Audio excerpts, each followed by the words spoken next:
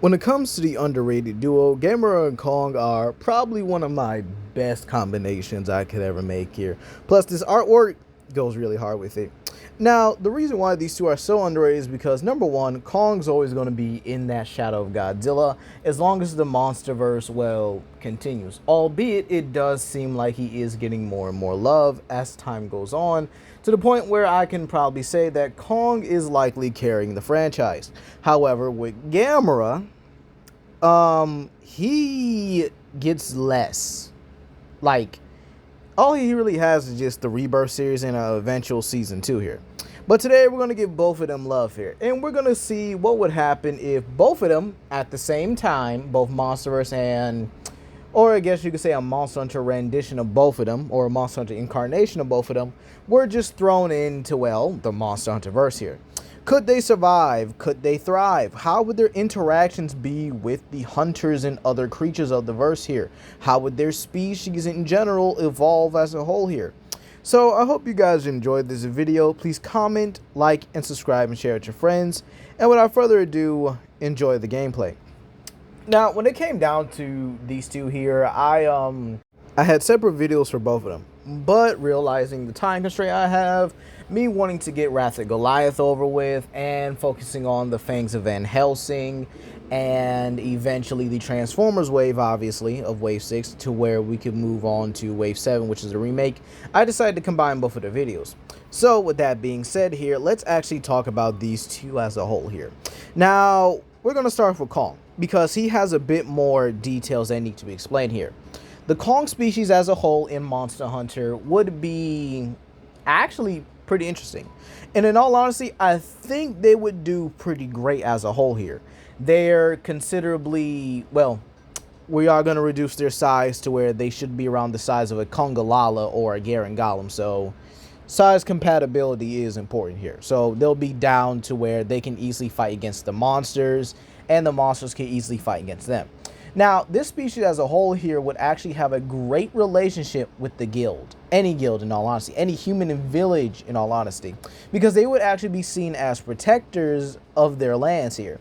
Being able to hunt, kill, and believe it or not, I think because of the Monster Hunter and their interactions, the Kongs themselves would actually learn how to make weapons a lot sooner than if they were the Monsterverse, right?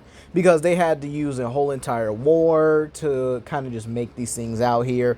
And in all honesty, I think they would do pretty well here, considering the materials in Monster Hunter being crafted from the monsters is just widely used here. They use the meat as food, so yeah, they're technically eating the monsters as well here. They are also being able to use all these monsters' parts, bits, and pieces to make these powerful weapons. Meaning that the Kong species as a whole here would thrive, just like as they did in the Monsterverse. And considering they have an abundance of resource, food, they would, and I think they actually are omnivorous. They eat both plant and I think even meat as well. So yeah, they got plenty to eat from the fruits, nuts, berries, and stuff like that there. And plenty of creatures they could easily prey upon, like the Anteka, the Aptonoth, they really feel like it. Maybe even other wyverns like Kuluyaku, Titsiaku, and so on and so forth here. Now, believe it or not, I do think the Kongs would definitely hunt certain monsters to make materials out of here. These monsters, and the ones I could think of, would be Glavenus for a weapon, at least a sword-like weapon. Maybe even a spear, you never know. Then hunting Diablos for his shield, since he does have one of the strongest skulls out there. And Najarala, because its armor is actually so durable that they can take bites from a Devil Joe and possibly even break its teeth, depending on the maturity or at least the size of the Diablos. Now you might say, sorry, Najarala. Now you might say, well, haven't I talked about Elder Dragons? And that's pretty simple here. They would not go out their way to hunt down an Elder Dragon once they really get a good taste of their power. They would mark them as pretty much a stay away from species. However, this is where their relationship with the hunters come in. You see, I could actually see if a hunter repels or even kills a Lao Sheng Lung, right? The Kongs take advantage of this and harvest the Lao Sheng Lung corpse in order to get armor and weaponry materials. Meaning that they would actually have a lot more, I guess you could say a lot more durability added on to them, or a lot more defensive materials here. I can even see them living around the guild as well, building their own villages, being able to stay around the hunters and whatnot there, training and fighting alongside with them. And actually this helps the hunters as well, considering the hunters actually do train to get stronger and being able to bash other monster skulls in. However, this could also introduce the Monster Hunter Riders, or the, I guess you could say, a taming mechanic to the Monster Hunter verse as a whole. Considering Kong was able to tame and raise a red hawk to go out and hunt for him, this actually leads to plenty of things that the guild and even the Kongs could do here. I could actually see the guild implementing this in a way to where if the monsters do have babies, then they could easily just go out there, grab these babies here from their deceased parent, because, you know, the parent could be the one causing trouble and stuff, and then bada bing, bada boom, they raise them to the point where they are loyal companions. Now, some of the monsters I do think the guild would have are definitely Malfestio. Malfestio would definitely be a good Kong tame as well here, considering the sheer fact that Kong, again, did tame the Red Hawk. So the Kong species could very well have done the same thing here. Now, another creature I definitely could see being tamed are the Fanged Wyvern duo, both Odogaron and Zinogre for their respective tribes. It's very possible, considering how big Zinogre is, he could actually be a potential mount for Kongs, while Odogarons can actually be like hunting dogs. So a giant horse, like wolf, and again, remember, we're downing the size of the Kongs here, so they should be able to do this. And then you also have a Odogaron, who would be a good hunting dog. Not saying either one wouldn't, but again, they both fit the bill here. There's also the likelihood that if any Kongs are in the more like winter areas trying to survive, they could easily use Viper Tobi Kadachi as not only a, I guess you could say, a hunting pet, but as a weapons pet as well, actually using this to their, using the poisonous quills of a Viper Tobi Kadachi to their advantage, as they would probably just pluck the quills from the creature's back here and being able to lace their weapons with that toxin as well, so that they can be able to, I guess you could say, kill these other monsters or paralyze them. Now, as for main-like enemies, I could definitely see the Anjanath species as a whole here being a complete danger to the Kongs. Anjanath, Tigerex, and in the winter biomes, Barioth and Shrieking Legiana could all potentially be problems for the Kong species as a whole here. But considering the fact that the Kongs will have armor, they'll definitely be hunting Elder Dragon like level things here, using their intelligence to probably corner the creature. Yes, it'll definitely take some casualties, but they should be able to eventually get the job done. If not, they take advantage of the hunters here and pretty much loot whatever materials they have from there on. So the Kongs would actually be in a pretty good state here and would definitely be around the hunters for a long time until the Scar King. Now, the Scar King as a whole is kind of the only bad side of the Kongs I can think of, considering I would definitely have a rogue troop of Kongs going around, conquering territory, enslaving any former guilds and stuff like that there, and maybe some villages in certain areas here. These Kongs would be so dangerous because of what Scar King possesses. Now, in this one, Scar King and Kong are going to be two sides of the same coin. Both had their worlds torn to shreds, losing their families, right? However, due to Kong's relationship with the hunter and the other monster we're going to be talking about here very soon here, Kong manages not only to beat his people, but to free Scar King's weapon and, well, wind up killing the Scar King. It's kind of a symbolism of how they both could be just like each other here. And I think it would be a very good story to have both Kong and Scar King losing their families to the exact same creature. But Scar King, instead of, you know, trying to better himself and hopefully take down the creature, Scar King wanted to harvest it. He wanted to, well, sorry, not harvest, harness its power for himself and use it to rule over everyone and everything. While Kong seeks revenge against that creature, wanting to protect everyone and everything from that creature as well. Now, you might show some concern on how would Kong's origin play out, right?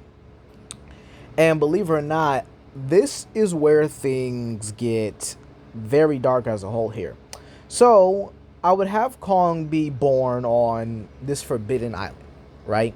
This zone away from any human civilization, it's basically an undiscovered region, right? However, his island is in the path of a Raviente. Laviente, I'm probably going to just say both here, actually goes on to destroy this island. All right. Now, keep in mind, Kong's region is the same region or the same area where Baruga Garu comes from. Now, because of Laviente, in my opinion, I do think this is why Baruga Garu is the way it is now. Because Laviente has a huge and enormous diet to the point where it does need to consume entire ecosystems worth of creatures. I mean, there's no other way about it here. I mean, it's unfortunate, but I guess you can honestly say it is the way it is here. Because he has to consume all this material and stuff, Kong's family is just a part of it. Now, how would Kong get away here? Well, I say because of Laviente's destruction, Kong at a young age just happens to be lucky enough to wind up floating or wind up being stranded on a piece of continent, or at least the piece of the island or area that he formerly had here. This means that Kong would grow up with that festering hatred of Laviente, and Scar King as well would grow up with this loving desire for Laviente, because I would have Scar King also be a part of this island, actually having them possibly be from the same tribe, maybe former friends here. And again, both of their tribes would have suffered though. However, while Scar King goes on to an area that actually had Kongs, he would go over there to conquer it, probably being raised underneath the alpha or the king of that tribe, right? And slowly but surely take over. He would become kind of like a stepson to him, but then over time he poisons him. He makes him look bad, makes him look weak, and eventually challenges him for that position, to which Scar King winds up winning. Meanwhile, Kong heading to the frontier area where he's the only Kong there, it gives him a sense of morality, how he's one of these few creatures on the island that actually have a chance to protect everyone. And the thing about it is, I think that story could actually work here. Two different Kongs, or two Kongs from the same tribe, same island, two, just traumatic experiences, or both of them having the same traumatic experience, from this monster. However, Scar King winded up finding let's say another telepathic crystal or something like that, just to keep it simple here. And he harvests the power of Laviente for himself, getting an egg at a young age here, or basically getting a Laviente at a young age, and then simply just controlling it from birth. Kind of like how Rago did with the Bewilderbeast, except a lot more harsher and a lot more kaiju-like as well. Meanwhile, Kong is just becoming a defender here. I actually think him growing up, or him being raised by not only the guild, but likely the main hunter as well, actually does help out in the end though. The reason why I say that is simply because Kong really doesn't have, I guess I'm not saying he doesn't have too much of a choice here, but he's on his own. He's going to crave that social interaction. Defending the people like he did in the original was his social interaction. Social interaction like he did. And keep in mind here, the Monster Hunter Frontier monsters are so unique and so dangerous that you could actually say Kong being here is the reason why he's a lot stronger as a whole here. Now, this wouldn't be the only kaiju that Kong encounters here. He would encounter Baruga Garu, which is a formidable predator in its own right on the Frontier Islands. However, Kong and the Monster Hunter would then go on to encounter another kaiju who simply awakens every so 1,000 years in order to, I guess you could say, restore the balance of nature and stuff like that. And that would be Gamera. Now, Gamera is actually quite different here in the Monster Hunter verse here. You see, Gamera himself, again being a guardian turtle here, is actually simply an ancient species of elder dragon. Except he's just in that role of Negagante, except he's just a little bit less aggressive about it when it comes to, you know, other people and stuff here. And the reason why I say that is because Gamera actually would have a solid relationship with humans, whereas Nergigante, excuse me, didn't. And I think this would actually be pretty important for the story as a whole here, because Gamera now having I would probably give him a reincarnation cycle as well, similar to Mothra, where he lays every egg every time he awakens, he lays a certain egg. And, you know, he just goes on and goes about his business. I mean, he reproduces asexually. I don't think there should be a problem with that there. So, I mean, I would have him reproduce asexually, excuse me. And the important part about that is that technically Gamera would have a lifelong immortality. With that being said, Gamera would definitely be the sky deterrent for a lot of things, participating in a lot of events like the White Fatalis or the Coming of Fatalis and stuff like that there. You would also have him participate with Dalmador, Lao Shenlong. He would basically go where he's needed. Any event he can sense, he would go. And this would also help as well, is that when he dies, the guild is able to harvest his body and create armors for the main hunters. So this means that the hunter would have Gamera armor on, as well as being able to have other kaiju armor or other monster-based armors on him as well. But the Gamera is simply special here. And in all honesty, I like the idea of a young Gamera who had just awakened recently, or had just hatched recently, excuse me. Being raced aside along Kong, a young Kong. Dear God, I'm messing up so bad right now. Being raced aside a young Kong here.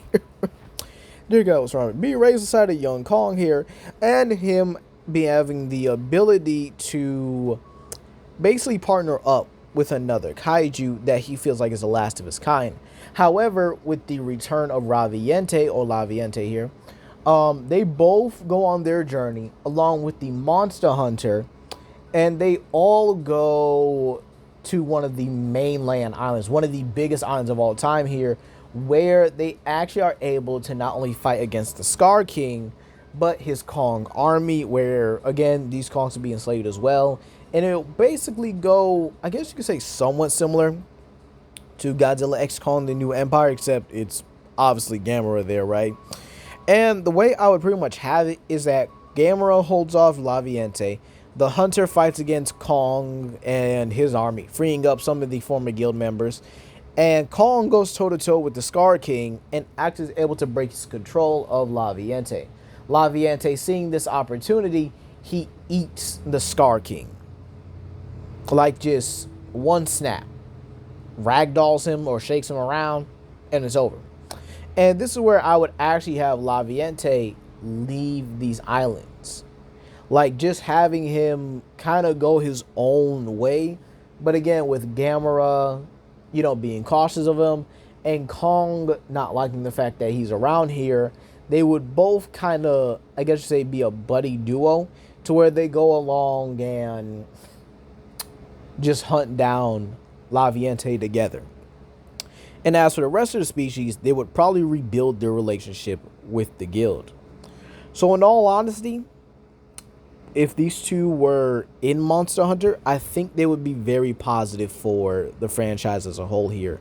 New armors, new allies, being able to fight against much bigger monsters more easier. And again, basically a beast set of hunters, if you will. Because imagine the Kongs, right, taking jobs from the guilds and stuff like that there. I think it would actually be insane. But that's going to be all. Please comment, like, and subscribe, and share with your friends. This is Legendary Grimlock, and I hope you guys have a blessed day.